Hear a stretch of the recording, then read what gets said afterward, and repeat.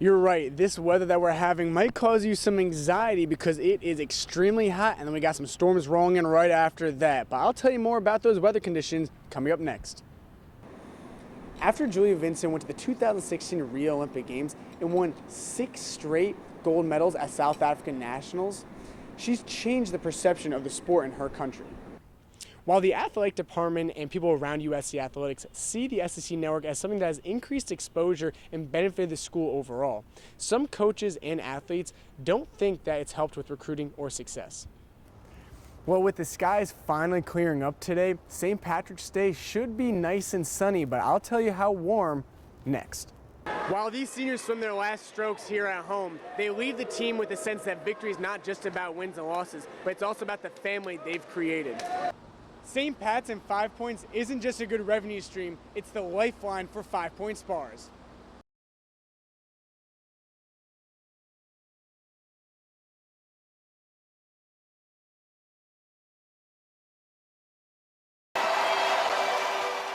The SEC Network launched in 2014, traveling to Williams-Brice Stadium for their first live game. Since then, the Gamecocks have been one of their most featured teams. USC decided the network was a golden opportunity to gain exposure for their smaller sports programs. USC spent an estimated $3 million to update the school's production facilities, allowing live broadcasts to be done at every athletics venue. All the production comes back to one of the 2 control rooms in Williams-Brice Stadium, where Director of Live Operations David Cockfield runs the live broadcasts for the SEC Network and SEC+. There are certain things that we are doing that the university could never purchase.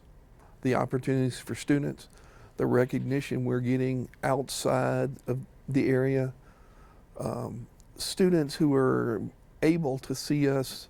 And while he is not a coach or athlete, he believes it's been a great tool for recruiting, allowing USC's smaller programs to get more exposure. Being a parent of an athlete, the academics are first. Being able to see them is just gravy. While the athletic department and people around USC Athletics see the SEC Network as something that has increased exposure and benefited the school overall, some coaches and athletes don't think that it's helped with recruiting or success. USC swim coach and recruiting coordinator Kevin Swander says that for non-revenue college sports like swimming and diving, it's definitely special to be shown on the SEC Network, but he doesn't believe it's changed the swim program's recruiting or success. No, we don't get caught up in that because we're such a small slice of the pie on the SEC Network. Redshirt freshman Eric Favors, a thrower on USC's track and field team, also recognizes the unique opportunity to be seen nationally, but the former #1 recruit in the nation says the SEC Network was not a factor in his recruiting process. I wouldn't say, no, not really. I wasn't really, thinking about that. I was just thinking coming to the SEC, great competition, just like, I don't know, this is where I wanted to be. In talking with dozens of other athletes, most admit that they don't even mention the SEC Network when hosting recruits. They said what the SEC Network does is show people the greatness that has existed in the SEC, not bring more talent to the conference, believing USC's programs would still be successful without the SEC Network's exposure. But the SEC Network still has helped in other areas. The SEC announced that each school made over $30 million in 2015 from the network, money that everyone is happy with. Our daily lives are mainly affected by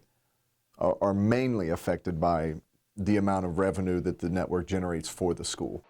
While some at USC say it may not be the recruiting tool that they thought it would be, the revenue leaves all to believe it was still a wise investment. Carolina News, Bryan Solomon.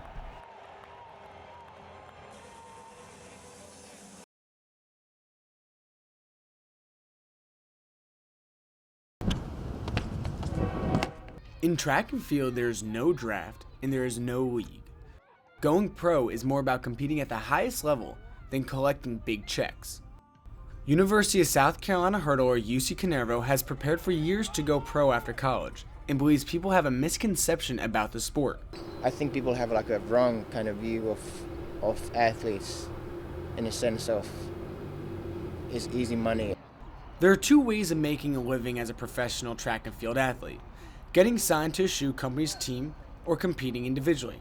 Those who are on a shoe company's team earn a base salary. Those who aren't compete for prize money at meets.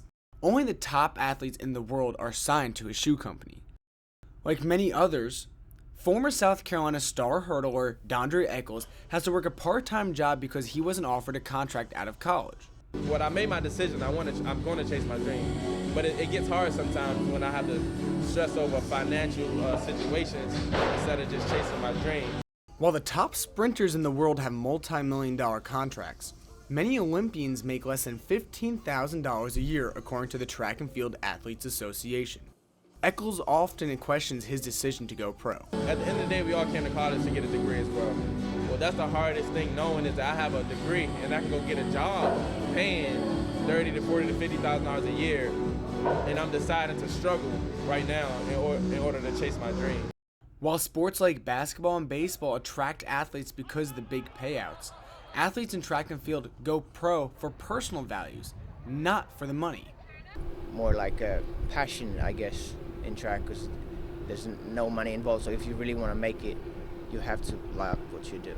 University of South Carolina track and field coach Mike Sargent has seen many athletes go pro over his 20-year coaching career and knows it takes a certain type of athlete to go pro. So at the end of the day, you got to ask yourself, why am I doing this?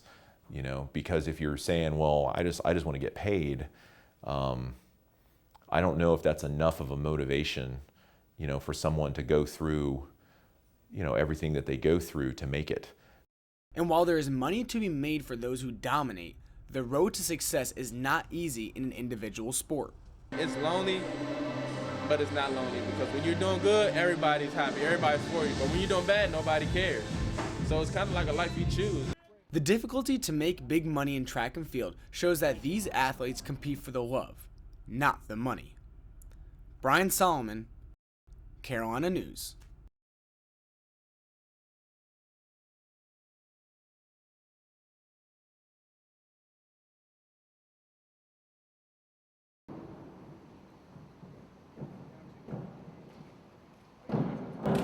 Julia Vincent just got back from her home country, South Africa, after winning her 5th and 6th straight gold medals in the 1 meter and 3 meter dive.